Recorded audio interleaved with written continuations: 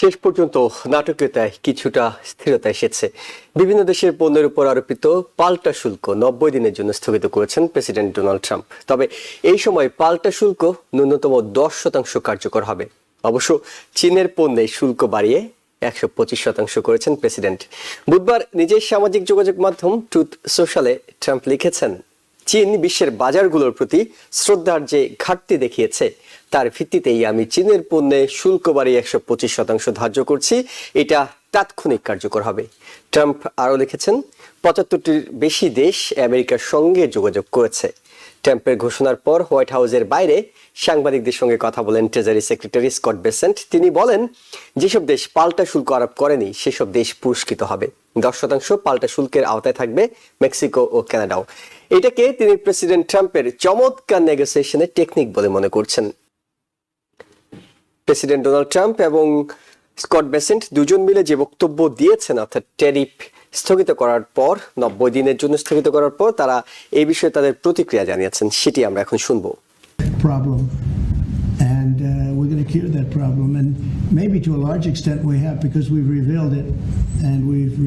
Was this idea of doing a pause, did that just come about this morning? Can you tell us exactly what came into consideration for you and your advisors? For a period of time, I wouldn't say this morning. Over the last few days, I've been thinking about it. I've been dealing with Scott, with Howard, with some other people that are very professional, and I think it probably came together early this morning, fairly early this morning. Just wrote it up. We didn't have the use of. We didn't have access to lawyers, or we just wrote it up from our hearts, right? It was written from the heart, and I think it was well written too. But it was written from the heart. It was written as something that I think was very positive for the world and for us. And we don't want to hurt countries that don't need to be hurt, and they all want to negotiate. The only problem is, you can only do so many at one time. We want to do it right. We want to get it right. We want to take care of them, but we have to take care of our country. So, but this was something certainly we've been talking about for a period of time, and we decided to pull the trigger, and we did it today, and we're happy about it. I didn't know it would have that kind of an impact, but it's, I think they have the biggest increase in the history of the stock market. That's pretty good. You're almost, if you keep going, you're going to be back to where it was 4 weeks ago.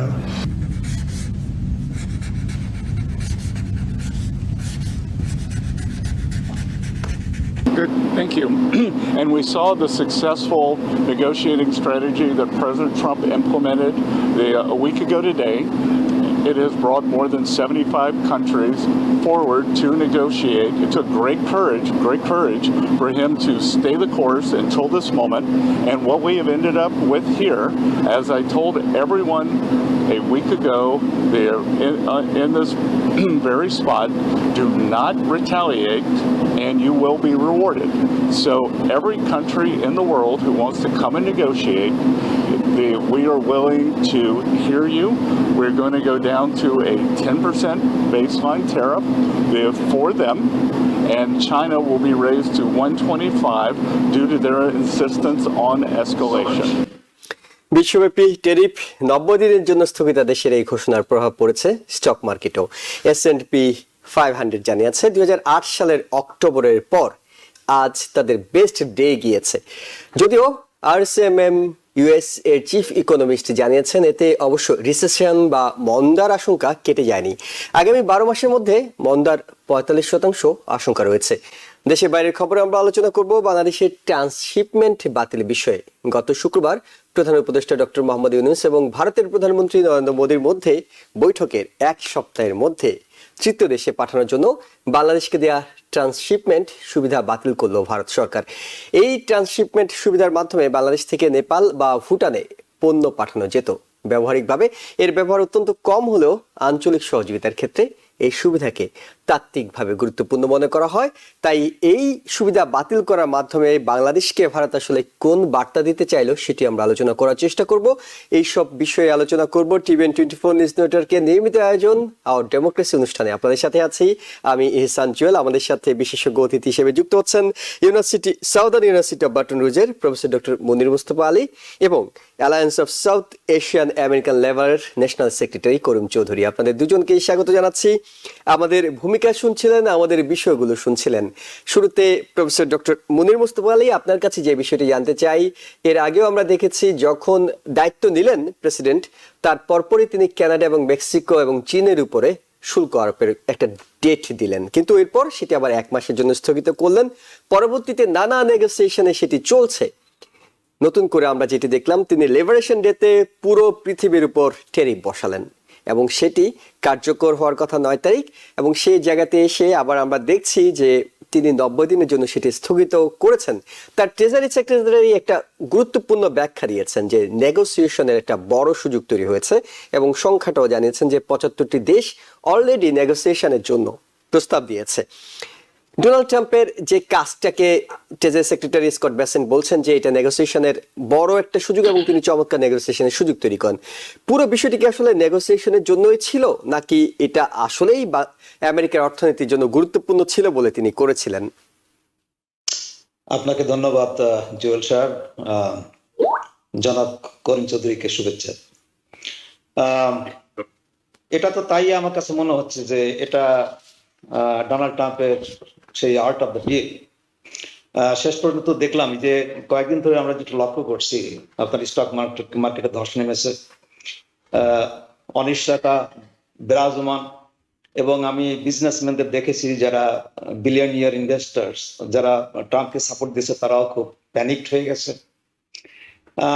এত সবের ভিতর দিয়েও আজকে যেটা দেখলাম যে তার যে ট্যারিফ নীতি বা তার যে পরিকল্পনা সেটা তো অনেকটা সাকসেসফুল, কারণ তার ট্রেজারি সেক্রেটারি তিনি সত্যি কথাই তো বলেছেন যে মানে 75টা দেশ তারা নেগোসিয়েশন করার জন্য তাকে লিখেছে, তাদের সাথে যোগাযোগ করেছে। তার মধ্যে বড় বড় মানে পাওয়ার হাউস আছে, যেমন জাপানের মতো দেশ, সাউথ কোরিয়ার মতো দেশ, তারাও তার মধ্যে আছে, তারাও নেগোসিয়েট করবে। এখানে ব্যতিক্রম শুধু চায়না, যেটা আপনি বললেন যে মানে এক অন্যের প্রতি রিটালিয়েশন হচ্ছে, এবং এটা তো মানে এত ঘন ঘন হচ্ছে যে এটা কিভাবে করাই মুশকিল। আপনার প্রথমে যেটা ছিল আপনার সম্ভবত 54%, সেটা হয়ে গেল 54% ছিল, হ্যাঁ, সেটা হয়ে গেল 104%, সেটা সেখান থেকে আবার হয়ে গেল 125%। জি, ওদিকে আবার তারা করেছে কত 84%। আবার তারা যদি এরপরে তাদেরটা এই যে আপনার 104-এর পরে 125-এ গেল, চায়না কিন্তু এখনো কিছু বলেনি। চায়না আবার করলে এরা হয়তো আবার করবে। তো যাই হোক, চায়নার সাথে একটা আমরা বলবো যে একটা ট্রেড ওয়ার শুরু হয়ে গেছে, কিন্তু বাকিরা তো সত্যি সত্যি তো মানে অনেকটা লাইন দিয়েছে নেগোসিয়েট করার জন্য। আমি ধরে নিলাম যে নেগোসিয়েশন করে আপনার সেই 10%-এ আসলো। 10% যদিও ইউনাইটেড স্টেটস ট্যারিফ কালেক্ট করতে পারে সারা বিশ্বের সমস্ত দেশগুলোর কাছ থেকে, তাহলে এটা তো একটা হিউজ সাকসেস। আপনি দেখেন ডোনাল্ড ট্রাম্প বলেছে সে প্রতিদিন 2 বিলিয়ন করে কাউন্ট করবে, মানে এই ট্যারিফ মানে সে প্রতিদিন আপনার ট্রেজারিতে 2 বিলিয়ন ধরে জমা হবে, যদিও বর্তমানে আপনার 250 মিলিয়ন করে জমা হয়। তো 10% ট্যারিফ মানে অন টপ অফ সেই আপনার 215 মিলিয়ন পার ডে যেটা জমা হয়, তো তার সাথে যদি আপনি 10% যোগ দেন তাহলে হয়তো আমরা 2 বিলিয়ন না হলে তো ক্লোজ টু 2 বিলিয়ন। আপনি সারা বছরে যদি আপনার 300 বিলিয়নও হয়, সেটা তো একটা হিউজ অ্যামাউন্ট না। একটা বিষয় প্রফেসর ডক্টর মনির মুস্তফা আলী, সেটা হলো ট্যারিফ তো আগে থেকে ছিল, এমন না যে ট্যারিফ আগে থেকে ছিল না। ইভেন বাংলাদেশ কোনো কোনো ক্ষেত্রে 15% ট্যারিফ দিয়ে প্রবেশ করতো, 10%-এর বেশি দিত। আমি যদি ছোট্ট একটা উদাহরণ বাংলাদেশের দিই, অন্যান্য দেশে তো ট্যারিফ দিয়েই করে, যেসব দেশের উপর ট্যারিফ একেবারে ছিল না সেসব দেশ 10%। এখনকার যে 10%, আমরা যে 10%-এর কথা বলছি, এটা আমার মনে হয় অন টপ অফ মানে যেটা যেটা অতীতে ছিল। এই 10% কিন্তু নতুন ট্যারিফ, এটা কিন্তু পুরনো ট্যারিফ না। আচ্ছা, হ্যাঁ, তো তো এটা যদি হয়, আর আপনার আমি ধরে নিলাম যে পিটার নেভারও বলছে যে 700 বিলিয়ন আপনার ট্রেজারিতে জমা হবে বছরে।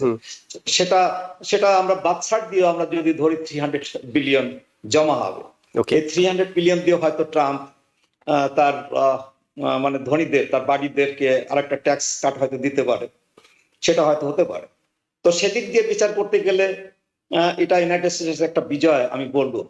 হ্যাঁ, সে যেটাকে লিবারেশন বলে আর কি, সে মানে ইউএস ট্রেড লিবারেটেড হলো সারা বিশ্বের মানে অত্যাচার থেকে, টেরিফ থেকে। তো আমি বলবো যে হ্যাঁ, সেটা ঠিক আছে, সবই ঠিক আছে, সেই 300 বিলিয়ন জমা হলো, সবই ঠিক আছে, কিন্তু যাদের উপর এটা বর্তাবে, আপনার সে বাংলাদেশ হোক, চায়না হোক, অস্ট্রেলিয়া হোক, ইউরোপিয়ান ইউনিয়ন হোক, জাপান হোক, তারা কি পুরোটা বহন করবে? এই যে 10% যে ট্যারিফ, এটা কি পুরোটা তারা বহন করবে, না এটা তারা শিফট করবে তাদের মানে প্রাইসটা রেজ করবে? আমার তো মনে হয় তারা প্রাইসটা রেজ করবে, এবং সেই প্রাইসটা রেজ করলে আলটিমেটলি কারা বহন করবে? আলটিমেটলি তো ইউএস পাবলিক, আমরাই তো বহন করবো, তাই না? তো আমি এটা বলবো যে ট্রাম্প সে যেটা বলে আসছে, তার এটা তো ক্যাম্পেইন স্লোগানই ছিল, সে যদি ইলেক্টেড হয়, সে এই যে ইমব্যালেন্স আছে আর কি, ট্রেড ইমব্যালেন্স যেটা আছে আর কি, যে ট্রেড ডেফিসিট আছে ইউনাইটেড স্টেটস এর অন্যান্য দেশের সাথে, সেটা সে অ্যাড্রেস করবে, এবং সে অ্যাড্রেস করেছে, এবং আপাতত দৃষ্টিতে মনে হচ্ছে যে সে he is going to be successful. হ্যাঁ, কিন্তু আমি বলবো যে ইউএস পাবলিক কিন্তু আলটিমেটলি তারা লুজার হবে। আপনি দেখবেন যে ইনফ্লেশন, আমার মনে হয় ইনফ্লেশন কন্ট্রোল হবে না, যার জন্য ফেডারেল রিজার্ভ অলরেডি বলে দিয়েছে যে তারা খুব সাবধানে পড়ে যে আপনার রেট, ইন্টারেস্ট রেট যে কাটবে, সেটা তারা খুব সহজে তারা ভালো করে স্টাডি না করে, এই আনসার্টেনটি একটা সার্টেন পর্যায়ে না যাওয়া পর্যন্ত তারা এই কাটার করবে না, কারণ তারা আশঙ্কা করছে যে ইনফ্লেশন আবার বেড়ে যাবে। এবং আমারও তাই মনে হয় যে ইনফ্লেশনটা বেড়ে যাবে, দ্রব্যমূল্য বেড়ে যাবে। এর শেষ পরিণতি কি হবে আমি জানি না। অনেক আশঙ্কা করছে যে একটা রিসেশন হয়তো আসতে পারে। হ্যাঁ, তো সেটা হলে তো আসলে এর আলটিমেট যে রেজাল্ট আপাতত দৃষ্টিতে মনে হচ্ছে যে সেই বোধহয় জয়ী হয়ে যাচ্ছে। আপনি পিটার নাভারোর কথা বলছিলেন, তিনি গতকালকে কনফার্ম করেছেন যে তিনি বলছেন যে শতভাগ তিনি নিশ্চিত রিসেশন আসবে না। যদিও আজকে আমরা আমাদের ভূমিকায় বলছিলাম যে এখানকার ইকোনমিস্টরা তারা বলছেন যে আগামী 12 মাসের মধ্যে 45% একটা আশঙ্কা আছে রিসেশন আসার। হ্যাঁ, সেটাই আমি বলছি যে রিসেশন আসার আশঙ্কাটা তো একেবারে উড়িয়ে দেওয়া যায় না। আপনার গোল্ডম্যান স্যাক্স এবং আরো যারা বড় বড় ব্যাংক আছে, যারা অ্যানালিসিস করে, তারা বলছে যে একটা রিসেশন হওয়ার সম্ভাবনা খুবই বেশি। আপনি দেখুন, যদি আবার সেই মূল্যস্ফীতি হয়, আর দেখেন কোম্পানিগুলো কিন্তু এখন খুবই অনিশ্চিত, আর যখন কোম্পানিগুলো অনিশ্চিত হয় তারা তো নতুন করে হায়ার করে না। হ্যাঁ, দেখা যাবে যে একটা কোয়ার্টার বা দুটো কোয়ার্টারের রেজাল্টে যদি দেখা যায় যে তাদের প্রফিট খুব নেমে আসছে, এবং নেমে আসছে এই পর্যায়ে যে তাদেরকে তাদের ওই আপনার ইনভেস্টমেন্টটা কমে যাচ্ছে, তারা নতুন করে হায়ার তো করছে না, বরং ফায়ার করা শুরু করে দিয়েছে, এরকম একটা কিছু হলেই তো আপনার রিসেশনের দিকে আমরা চলে যাব। কাজেই রিসেশনটা একেবারে উড়িয়ে দেওয়া যায় না। আমি যেটা বলছি যে আমার যেটা মনে হয় যে আপনার এই যে টেরিফ যে যুদ্ধটা, এই টেরিফ যুদ্ধের আলটিমেট রেজাল্টটা খুব আমার মনে হয় না খুব একটা পজিটিভ হবে। না গেলে হয় যে একটা বিরাট ধরনের রিসেশন হলে, এটাও কিন্তু আমরা শুনছি যে আপনার 2008 এর যে আপনার গ্রেট ওটা কি বলবো রিসেশন, সেটাকে নাকি এই রিসেশনটা ছাড়িয়ে যাবে, এটা তার চেয়ে বড় একটা রিসেশন হবে। তা আমাদের তো ভুলে যাওয়ার কথা না যে 2008-2009-এ বারাক ওবামা যখন তিনি অফিসটা নিলেন 2009-এ, তখন প্রতিদিন আপনার প্রতি মাসে আপনার প্রায় 700,000-800,000 জব লুজ করেছি আমরা। হ্যাঁ, সেখান থেকে আমাদের বেরিয়ে আসতে কত সময় লেগেছে এবং কত কষ্ট হয়েছে।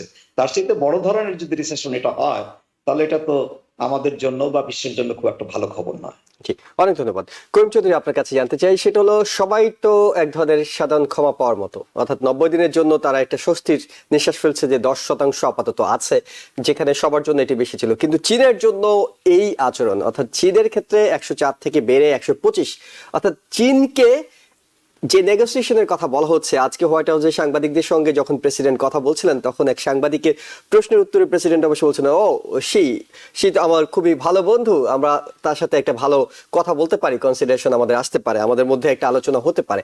এটা কি আসলে শেষ পর্যন্ত চীনকে নেগোসিয়েশনে বাধ্য করা কিংবা চীনকে একটু নত করে এনে একটু আলোচনার প্রস্তাব চীনের পক্ষ থেকে আসুক, প্রেসিডেন্ট কি সেটি চাইছেন বলেই তাদের উপর দফায় দফায় বাড়িয়ে চলছেন?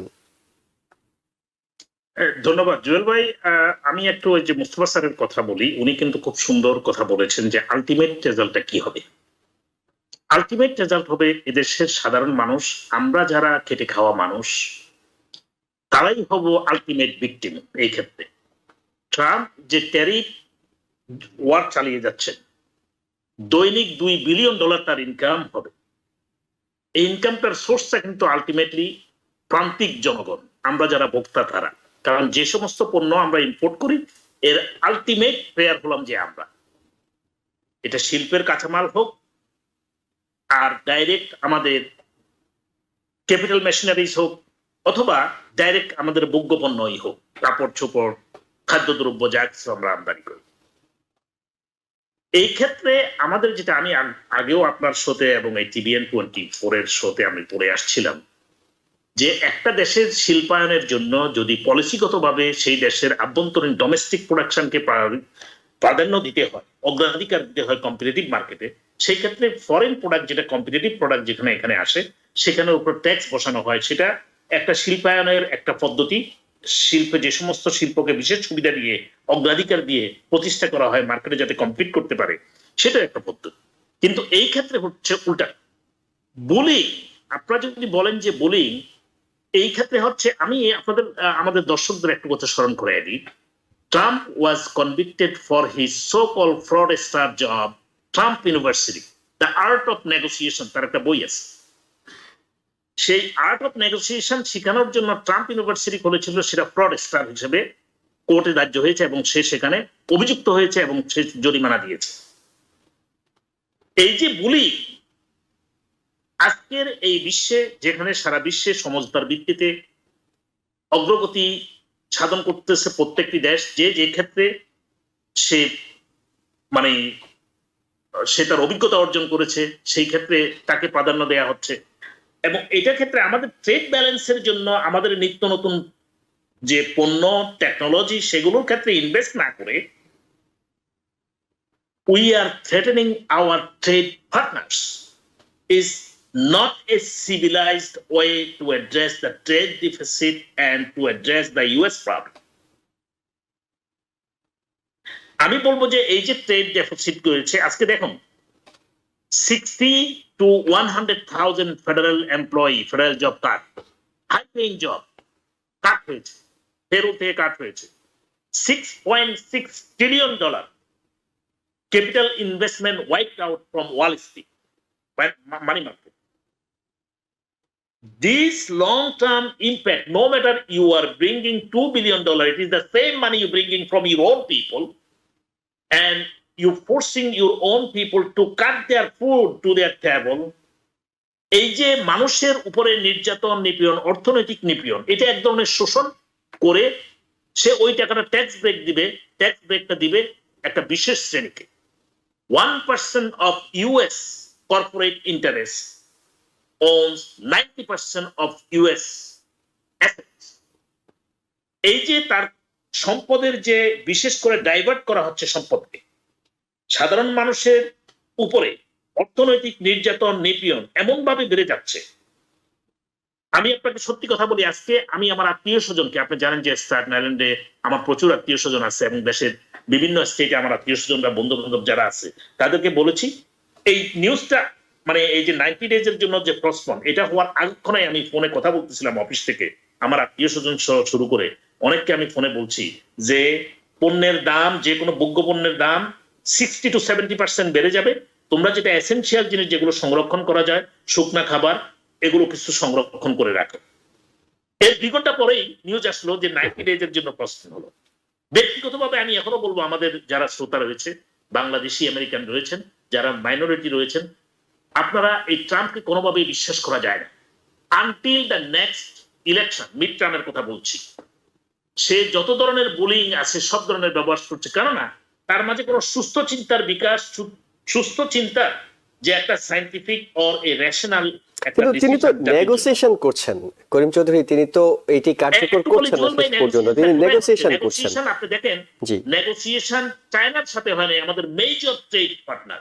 নেগোসিয়েশন আমাদের কানাডার সাথে হয় নাই, মেজর ট্রেড পার্টনার। নেগোসিয়েশন মেক্সিকোর সাথে হয় নাই। This are the major player in American economy. ওরা কিন্তু পাল্টাপাল্টি ট্রেড করছে। কারা এই নেগোসিয়েশনের প্রস্তাব দিয়েছে? Doctor Yunus from Bangladesh, and I thank him for his smart idea. Bangladesh একটা সুন্দর প্রস্তাব দিয়েছে, সেটাকে ফলো করে অনেক ছোটখাটো দেশ বাংলাদেশের মতো এরকম প্রস্তাব দিয়েছে। কিন্তু তাদের সাথে ট্রেড, এই যে রিসিপ্রোকাল ট্যারিফ, এই কথাটার অর্থই হলো ট্রেড ব্যালেন্সের জন্য ট্যারিফ। বাংলাদেশ থেকে আমরা কিনি আর বাংলাদেশ আমাদের থেকে কিনে, কি এমন ব্যালেন্স করবেন আপনি সেখানে? It is not impacting our economy, US economy. 2 বিলিয়নের জায়গায় 2 আপনার বি তো দরকার নাই, আপনার এমও আসবে না, আপনি কি আসবে আপনারা দেখবেন। এই যে জিনিসটা হলো, এটা পলিটিক্যাল নিউজ সারা বিশ্বব্যাপী।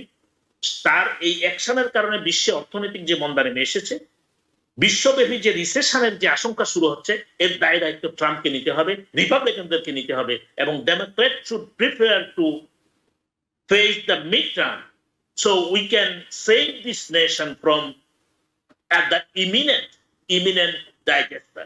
এবং এটাকে আসলে দেশের ভিতরে রাজনীতির একটা অংশই মনে করা হচ্ছে, কারণ রিপাবলিকানরা বেশ উচ্ছ্বসিত। রিপাবলিকান সেনেটররা তারা ধন্যবাদ জানিয়েছেন প্রেসিডেন্টকে এই ধরনের সিদ্ধান্তের জন্য। চাক সুমার, মাইনরিটি লিডার, তিনি বলছিলেন যে এই ধরনের সিদ্ধান্ত দ্রুত যখন পরিবর্তন হয়, অর্থাৎ একটা অবস্থায় আছেন, আপনি পরিবর্তন করে আবার 90 দিনের জন্য স্থগিতাদেশ দিচ্ছেন, সেটি ইকোনমির জন্য বেশ ক্ষতি হবে বলে তিনি মনে করছেন।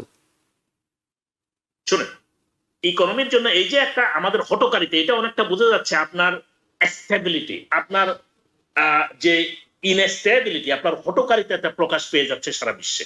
আপনার যে কোনো স্থির সিদ্ধান্তে আসতে পারছেন না। আপনি যে সমস্ত বিগ প্লেয়ারের সাথে নেগোশিয়েট করা দরকার, সেই সমস্ত আপনার ওইভাবে ট্রেড দিয়ে বুলিং করে হয়। এটাকে নেগোসিয়েশন টেবিলে বসে তাকে বোঝাতে হবে, তোমার সাথে আমার এই trade balance. What is your answer? I'm not claiming myself as a good negotiator or big one, but there are many other ways to balance the trade. We have been seeing this thing. Trump যে থ্রেডের মধ্যে বুলির মাধ্যমে করতে যাচ্ছে, এতে করে we will lose many friends. আপনি জানেন যে ইউরোপে কি করছে? ইউরোপীয় ইউনিয়ন থেকে, ইউরোপীয় আমাদের যে অ্যালাইস, তারা আমাদের থেকে সরে যাচ্ছে। They are building their bond with our adversaries because of our action. Republican and Trump friends must take responsibility of this disaster of foreign policy and economic policy that will impact every American, and American must prepare for upcoming recession. It is not a possibility anymore.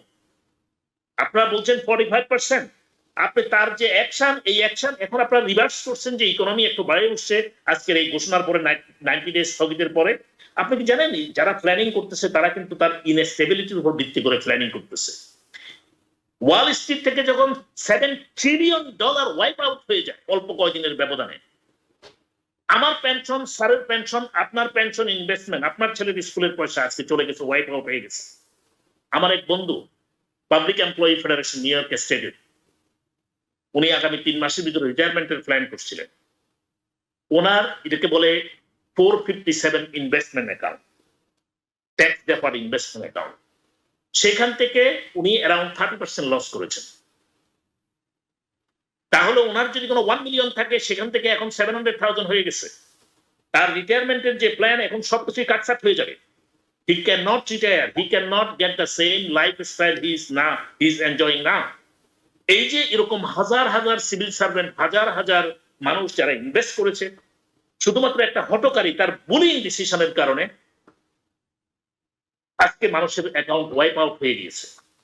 শুধু এটা না, এর long term যে impact, মানুষের যে আস্থা, ইকোনমির প্রতি যে আস্থা, সেটা হারানোর ফলে একটা বড় ধরনের বিপর্যয় আমরা দেখতে পাচ্ছি জি। এবং সেই বিপর্যয়ের জন্য আমাদের কমিউনিটিকে আমেরিকানদেরকে প্রস্তুত নিতে হবে এবং অ্যাকশন প্ল্যান হিসেবে আমরা সবাইকে অনুরোধ করব মিড টার্মে যাতে আমাদের জি। দেশের ডক্টর- রাজনৈতিক পরিবর্তন আসে। ডক্টর মনি মোস্তফা আলী, আপনারা যে বিশ্লেষণ করছিলেন অর্থনীতির বিশ্লেষণ, সেখানে অনেকটুকু আশঙ্কার বেশ কিছু বিষয় আছে যেগুলো হয়তো কয়েক বছর পরে ঘটবে, 1 মাস পরে ঘটবে, কিন্তু আজকে দিনে যেটি ঘটছে, গতকালকে যেটি ঘটেছে, সেটি রাতারাতি যেখানে প্রভাব পড়েছে সেটি হলো স্টক এক্সচেঞ্জ, এবং এই স্টক এক্সচেঞ্জে একটা বড় অঙ্ক সেখান থেকে সরে গিয়েছে, যেটি করিম চৌধুরী বলছিলেন 7 মিলিয়ন, কেউ কেউ 6 ট্রিলিয়নের কথা বলছেন, 7 ট্রিলিয়ন। It's actually 6.6 trillion. জি, সেই ক্ষেত্রে আজকে আবার একটা সুবাতাস স্টক এক্সচেঞ্জে বইছে, এবং এটি যদি স্টেবল না হয় সামনের দিনগুলোতে, তাহলে এই স্টক এক্সচেঞ্জেরও তো একটা বড় প্রভাব সাধারণ মানুষের জনজীবনে পড়তে যাচ্ছে। সেটা তো করিম সাহেব এক্সপ্লেনই করলেন যে যারা রিটায়ার করবে, চিন্তা করে দেখেন যাদের বয়স 60-এর উপরে, যারা ভাবছে খুব দ্রুত বা কয়েক বছরের মধ্যে তারা রিটায়ার করবে, তাদের রিটায়ারমেন্ট তো যে করিম সাহেব সেটা তো বুঝিয়ে দিলেন যে জি। সেখান থেকে অনেক পয়সা চলে গেছে। তারপর আমি বলবো যে স্টক মার্কেট এখনো তো আপনার কয়েক বছরের আগের তুলনায় এখন অনেক হাইতে, কিন্তু আপনি আমি ঠিক এক্স্যাক্টলি মনে নাই, হয়তো 2022-তে বাইডেন যখন প্রেসিডেন্ট তখন আপনার S&P ছিল আপনার নেমে টেমে আপনার সম্ভবত 3,400 সেটা কিন্তু সেই 6,000 পার হয়ে গিয়ে এখন আপনার মানে মিড 500 আজকে যেটা উঠেছে তাতে কত 5,300 5,400 এর মতো আছে। তো আমি বলবো না স্টক মার্কেট খুব বেশি চলে গেছে। এটা কিন্তু আরো যেতে পারতো, যেমন ধরেন যে করিম সাহেব যে বুলিং এর কথা বললেন, মানে ট্রাম্পের কাজবাজ তো মানে লাগামহীন পাগলামি আমি বলবো। যেমন করিম সাহেব বুঝিয়ে বলেছেন যে আপনার এই ট্যারিফটা কেন দেওয়া হয়। হ্যাঁ, ট্যারিফ দেওয়ার একটা আছে, প্রচলন আছে, এবং তার পিছনে যথার্থ কারণ থাকে। একটা কারণ হলো উনি যেটা বললেন যে আমার যে ডোমেস্টিক যে আছে বিজনেস গুলো আছে, যে ইন্ডাস্ট্রি গুলো আছে, সেগুলো কম্পিট করে পারছে না, সেখানে আমি ট্যারিফ দিয়ে যাতে করে ডিসকারেজ করবো, আমি ইম্পোর্ট না করে বরং আমার ইন্ডাস্ট্রিকে আমি বুস্ট আপ করবো, সেই জন্য দেওয়া হয়। কিন্তু দেখেন মানে সারা বিশ্বের আপনার গুটি কয়েক দেশ ছাড়া, আমি তো জানি যে 2টো দেশ ছাড়া, আপনার রাশিয়া এবং নর্থ কোরিয়া ছাড়া বাকি প্রত্যেকটা দেশের উপর ট্যারিফ বসানো হয়েছে। আচ্ছা, বাংলাদেশের যে আরএনজি, বাংলাদেশের আরএনজির জন্য আপনি আমাকে বলেন যে আমেরিকার কোন ইন্ডাস্ট্রিটা তারা নিচে চলে যাচ্ছে? তাদের কি আরএনজি ইন্ডাস্ট্রি আছে এখানে? বাংলাদেশের থেকে যেগুলো ইম্পোর্ট করা হয় তার কোনো ইন্ডাস্ট্রি কি আমেরিকা আছে? বা ভিয়েতনাম থেকে যেটা ইম্পোর্ট করা হয়, কিংবা বা ভবিষ্যতে হওয়ারও কোনো সম্ভাবনা নেই, ভবিষ্যতে করারও কোনো সম্ভাবনা যেটা নেই। ইম্পোর্ট করা হয়, তার কি কোনো কম্পিটিশন আছে আমেরিকা? কোনো কম্পিটিশন নেই। তো এখানে কি হবে, ধরুন বাংলাদেশের যে আরএনজি বা আপনার ভিয়েতনামের যে আরএনজি, এটা বাড়িয়ে দিল, এদের কম্পিটিশনটা হবে তো বাংলাদেশ, ভিয়েতনাম, ইন্ডিয়া, চায়না, যারা এই যে গার্মেন্টস নিয়ে কাজবাজ করে, এদের সাথেই হবে। এতে হবেটা কি, আপনার ওয়ালমার্ট, আপনি ওয়ালমার্টের কথা চিন্তা করে দেখেন, আপনি এই যে মানে আপনার যে কটন গুডস গুলো, যে সমস্ত বিজনেস আমেরিকার যারা এগুলো কিনে, এরা এদের এই ইন্ডাস্ট্রি গুলো তাদের প্রফিট বাড়ায়, তাই না? এদের আয় প্রফিট কমবে এই ইন্ডাস্ট্রি গুলো। আজকে কিন্তু আপনার ওয়ালমার্ট একটা ওয়ার্নিং দিয়েছে যে রিসেশন হবে, কারণ তাদের যদি আপনার না হয়, লাভ না হয়, তারা তো ফায়ার করা শুরু করবে। যখন তারা তাদের এমপ্লয়ি ফায়ার করা শুরু করবে, তখন তো রিসেশনের দিকে যাবে। তো দেখুন, এই যে একটা মানে সহজ হিসাব, যে এরা বাংলাদেশ থেকে বা ভিয়েতনাম থেকে বা ইন্ডিয়া থেকে বা চায়না থেকে যে কাপড় টাপড় এগুলো আমদানি করে এখানে কম দামে বিক্রি করে, এবং এদের কম দামে বিক্রি করার সুযোগ আছে, সেই সুযোগটা থাকবে না। হ্যাঁ, একদিকে কম দামে বিক্রি করে, অন্যদিকে তারা প্রফিট করে, সেই প্রফিটেবিলিটিটা চলে যাবে, তারা সেই কম দামে বিক্রি করতে পারবে না। সেই ট্যারিফের যে সেটা জনগণের প্রতি শিফট হবে। এতে কিভাবে আমেরিকা বা আমেরিকান ইন্ডাস্ট্রি গুলো লাভবান হবে, এটা আমি বুঝতে পারছি না। আপনি দেখেন, আপনি চায়নার কথাই চিন্তা করে দেখেন, চায়নাকে হঠাৎ করে যে 125% ট্যারিফ ধরলো। আপনি আপনার আইফোনটা একটু খুলে দেখেন, আপনার আইফোনটা যদি আপনি খোলেন, তোর প্রত্যেকটা পার্টস দেখবেন যে মেড ইন চায়না। তো এই পার্টস গুলো হঠাৎ করে আপনার আইফোন অ্যাপল কোত্থেকে আনবে?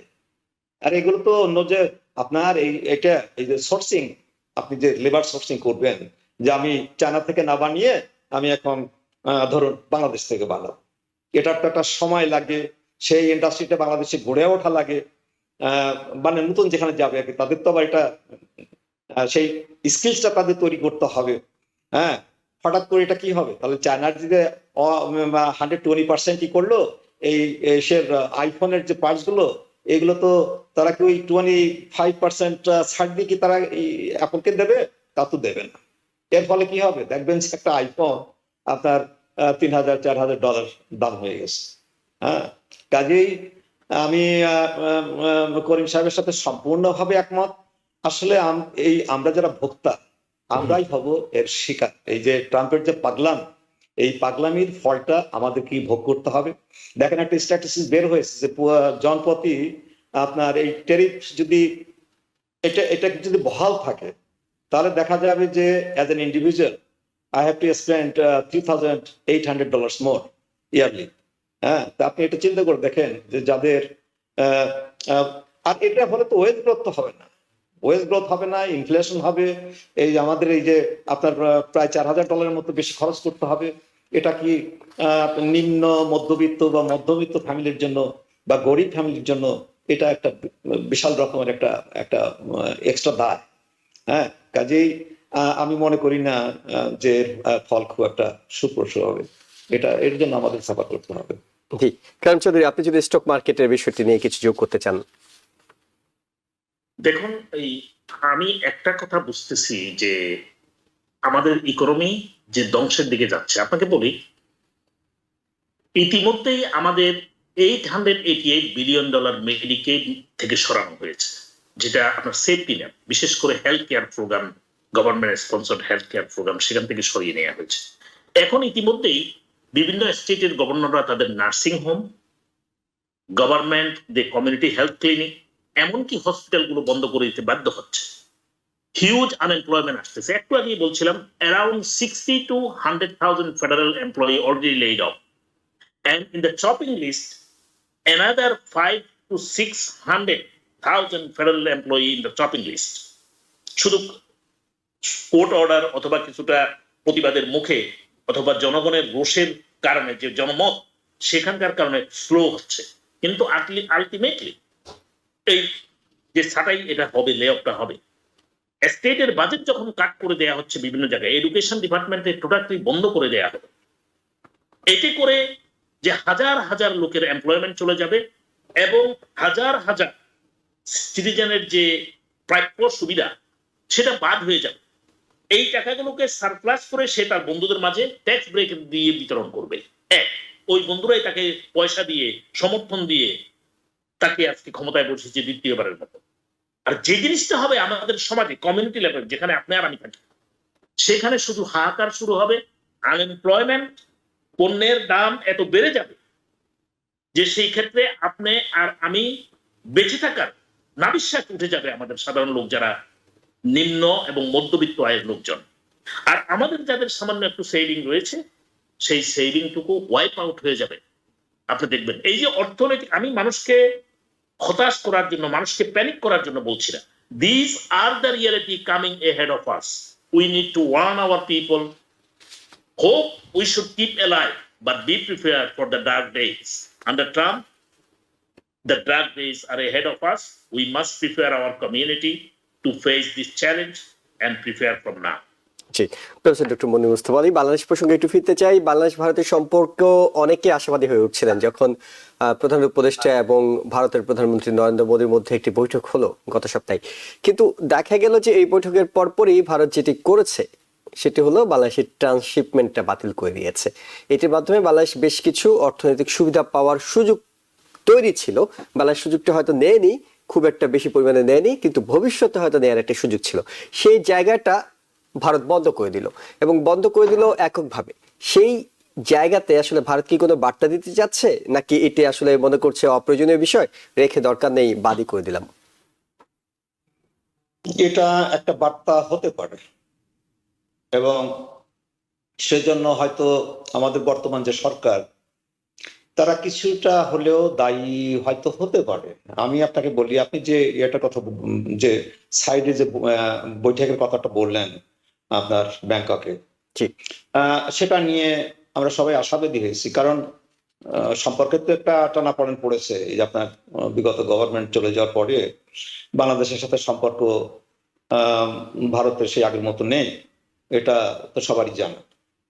তো সেখানে দুই পক্ষের কথা বলা দরকার, এবং সেই কথাটা হলো, কিন্তু সেখানে কি কথা হলো সেটা নিয়ে আপনার দুই দেশের দুই ধরনের বক্তব্য, এবং বাংলাদেশ থেকে যে একটা বক্তব্য আসলো সেটা মনে হলো যে একটা মানে একটা জনগণের একটা অংশকে খুশি করার জন্য সেই ধরনের কথাবার্তা বলা হলো, এই যে হাসিনাকে ফেরত নেওয়া। এবং দুই তারপরে দেশই দুই ধরনের বক্তব্য দিয়েছে, দুই দেশই অন্যদের বক্তব্যকে স্বীকৃতি দেয়নি, তারা নিজেদের বক্তব্যটাই দিয়েছে তাদের নিজেদের দেশের মিডিয়া। বক্তব্য দিয়েছে। হ্যাঁ, তা এখানে এখানে আমি বলবো যে এখানে এই ধরনের বক্তব্য আমার মনে হয় দেওয়ার কোনো প্রয়োজন ছিল না, বিশেষ করে বর্তমান গভর্নমেন্ট তো পলিটিক্যাল গভর্নমেন্ট, একটা অস্থায়ী গভর্নমেন্ট।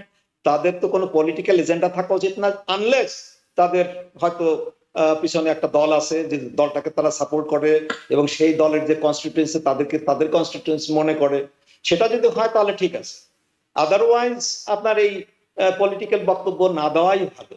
হ্যাঁ, দেখেন ইংরেজিতে একটা কথা আছে যে sometimes speech is silver, silence is gold.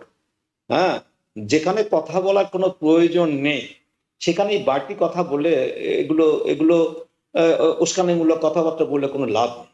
হ্যাঁ, তা যাই হোক, সে ধরনের একটা বার্তা থাকতে পারে ইন্ডিয়ার পক্ষ থেকে। হ্যাঁ, কিন্তু এটা থেকে আমাদের কিছু শিক্ষণীয় আছে। সেটা হলো, বাংলাদেশের দুই শ্রেণীর লোক আছে। এক শ্রেণীর লোক আছে তারা ভারত পন্থী, ভারতকে তারা ভালোবাসে, তাদের সে ভালোবাসার পিছনে কারণ আছে। আবার একদল আছে তারা খুব ভারত বিদ্বেষী, তারা ভারতকে একদমই সহ্য করতে পারে না। হ্যাঁ, এবং এদেরকে মানে ভারত যারা ভালোবাসে তাদেরও একটা পলিটিক্যাল পার্টি আছে, তারা তাদেরকে খুশি করার জন্য তারা ভারত সম্পর্কে অনেক কিছু বলে। আবার যারা ভারত বিরোধী, সেটাও একটা কনস্টিটিউয়েন্সি, তাদেরও যে পলিটিক্যাল পার্টি আছে তারাও তাদেরকে খুশি করার জন্য অনেক কিছু বলে। হ্যাঁ, কিন্তু এগুলো বলার পরেও আপনার কূটনৈতিক দিক দিয়ে তো আমাদের ঠিক থাকতে হবে। হ্যাঁ, আমাদের পলিটিক্যাল এজেন্ডা আছে, আমরা মানে রেটরিক হিসেবে আমরা কিছু লোককে খুশি করার জন্য কিছু কথাবার্তা বলবো, কিন্তু যখন দুই দেশের মধ্যে একটা কথোপকথন হয় সেটা বিকৃত করা বা সেটাকে করা, এটা তো কূটনীতির পর্যায়ে পড়ে না। তো কূটনীতির বিষয়ে আমাদের একটু বেশি সাবধান হতে হবে। আসলে ভারত বিরোধী হয়ে আমাদের লাভটা কি? ভারতের সাথে সম্পর্ক ভালো না রেখে আমাদের লাভটা কি? আমি এই জিনিসটা আমি বোঝার চেষ্টা করি মাঝে মধ্যে। ভারত আমাদের পাশেই একটা দেশ, যার দ্বারা আমরা 3 সাইডে বেষ্টিত। ভারত বিশাল জনসংখ্যার একটা দেশ। ভারতের মার্কেট আমরা যদি পাই তাহলে এটা আমাদের জন্য একটা বিশাল পাওনা।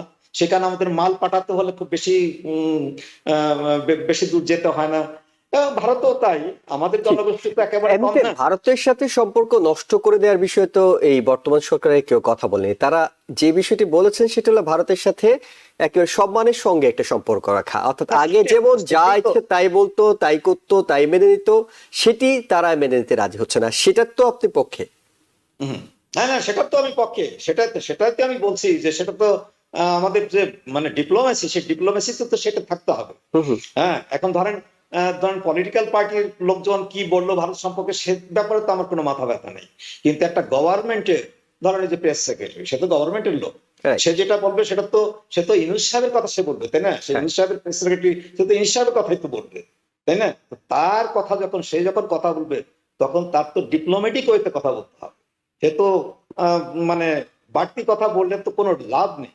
হ্যাঁ, এই বাড়তি কথা বলার তো এটা আপনার সেই মানে কোনো সুযোগও নেই তার পক্ষে। হোয়াইট হাউসের প্রেস সেক্রেটারি তিনি নিজের ইচ্ছে মতো মতামত দেওয়ার সুযোগ নেই, সেটি বলছে, সুযোগই নেই। তার যদি একটা পলিটিক্যাল পার্টি থাকে, সে যখন গভর্নমেন্টে থাকে তখন তার কথাবার্তা খুব সাবধানে বলতে হবে। হ্যাঁ, তো এখন এই যে আপনার যে ট্রান্সশিপমেন্টটা বন্ধ হয়ে গেল, এটা আমি তো ভারতের যে বক্তব্য শুনলাম সেটা থেকে আমার যেটা ধারণা হয়েছে সেটা হলো আপনার তাদের এয়ারপোর্ট এবং তাদের সিপোর্ট, এই দুটো যে বাংলাদেশ ইউজ করতো, আমি জানতাম না যে তাদের সিপোর্ট বা তাদের এয়ারপোর্ট বাংলাদেশি কোম্পানিগুলো ইউজ করে। তবে যে আপনার যে ল্যান্ড ইয়া ছিল, করিডর যে শিপমেন্টটা ছিল, সেটা কিন্তু তারা বন্ধ করেনি।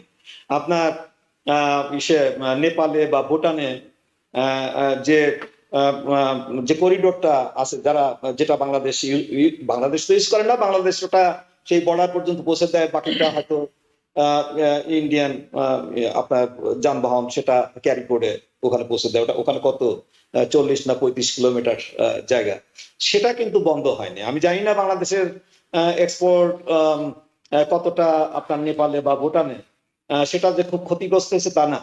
তবে যদি কোনো ক্ষতিগ্রস্ত হয় বা সিম্বলিক ওয়েতে যদি আমরা এটা ধরে নিই যে এই যে আবার নতুন করে একটা সম্পর্কে টানাপোড়েন হলো, এখান থেকে আমাদের এটাই শিক্ষা নেওয়া উচিত যে ভারতের সাথে আপনার দর কষাকষি হবে, এটা তো হবেই।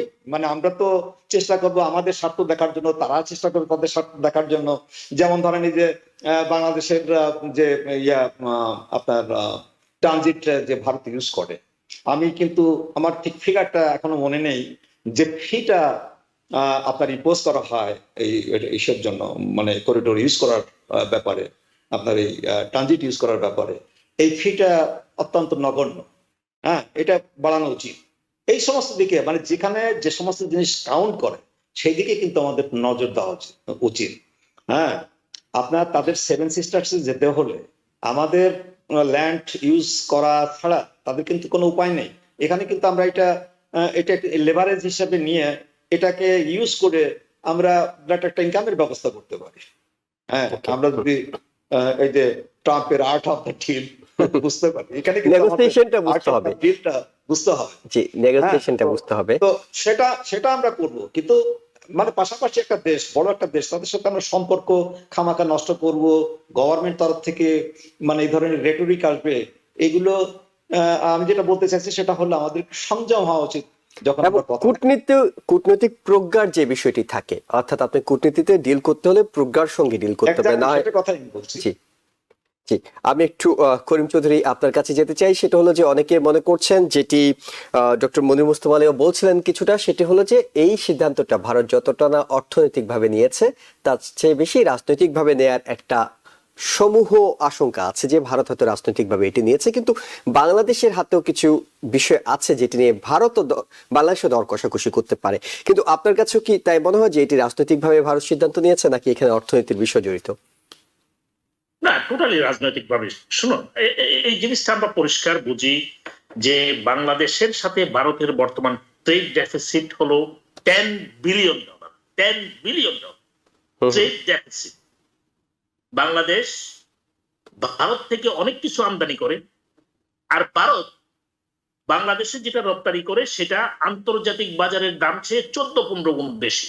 পেঁয়াজের কথাই বলুন, পটেটোর কথাই বলুন, ডিমের কথাই বলুন, মাংসের কথাই বলুন, যাই কিছু এক্সপোর্ট করে আন্তর্জাতিক বাজার থেকে অনেক গুণ বেশি তারা ট্যারিফ ইম্পোজ করে বাংলাদেশিদের কাছ থেকে নিয়ে নেয়। একই মাংস তারা মধ্যপ্রাচ্যে রপ্তানি করে যে দামে, কিন্তু গরুটা যখন বাংলাদেশে যায় তার দাম 3 গুণ হয়ে যায়। অতএব what kind of friendship it is, we all know this thing. It is বাংলাদেশের সাথে যে সম্পর্ক সেটা অনেকটা রাজা প্রজার সম্পর্কের মতো, অ্যাটলিস্ট গত 16 বছর যেটা 16 বছর যেটা চলে আসছে। এবং বাংলাদেশ থেকে যে সমস্ত সুযোগ সুবিধা ভারত নিচ্ছে, তাতে করে ভারতের যে যদি কোনো অর্থের হিসাবে আমরা করতে যাই, সেই সুবিধাগুলোর হিসাব টোটাল করতে গেলে এটা মেবি $200 বিলিয়ন।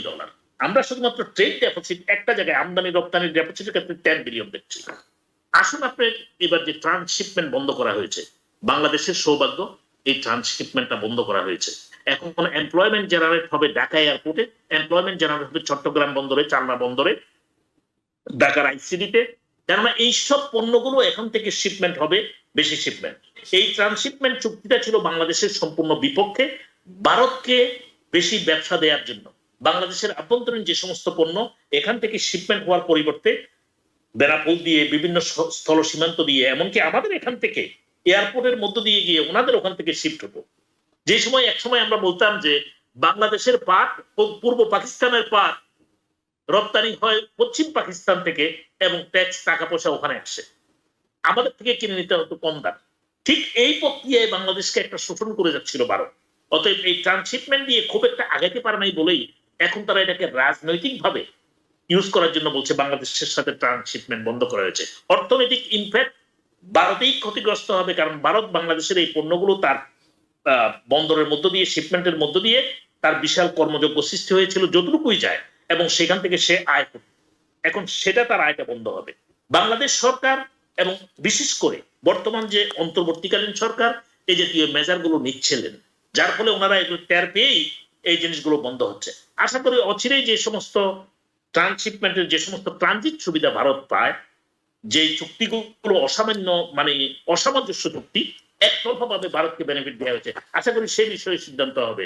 এবং ভারত যদি বাংলাদেশ থেকে প্রতিবেশী হিসাবে বাংলাদেশের বন্দর এবং বাংলাদেশের যে অবকাঠামো সেটা ব্যবহার করতে চায় তার সেভেন সিস্টার্স এর জন্য, অথবা আরো যে দুইটা দেশ নেপাল এবং ভুটানের কথা বলছেন, সেই ক্ষেত্রে বাংলাদেশ ইজ ওপেন, উদার, আমাদেরকে ন্যায্য পাওনা দিয়ে তোমরা আমাদের এইসব সুযোগ সুবিধাগুলো ব্যবহার করো, এবং উইন উইন সিচুয়েশনের মধ্য দিয়ে সেভেন সিস্টার এবং যে দুইটা দেশ নেপাল এবং ভুটান, সেই ক্ষেত্রে আমরা বিশাল অর্থনৈতিক কর্মযোগ্য সৃষ্টি করতে পারি।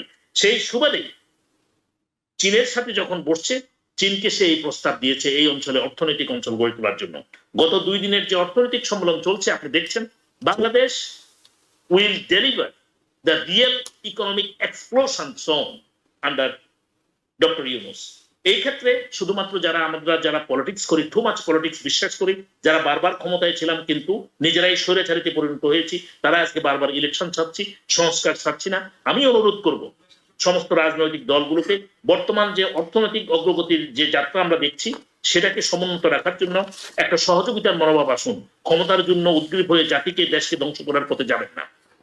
খুব গুরুত্বপূর্ণ কিছু বিষয়, সেটি হলো যে রাজনৈতিক স্থিতিশীলতা যেমন বাংলাদেশে দরকার, একই সঙ্গে কূটনৈতিকভাবেও পার্শ্ববর্তী দেশ এবং অন্যান্য দেশ, বিশেষ করে এই আমেরিকার ট্যারিফ, সেটি শর্টটাকে কিভাবে সামাল দেওয়া যাবে।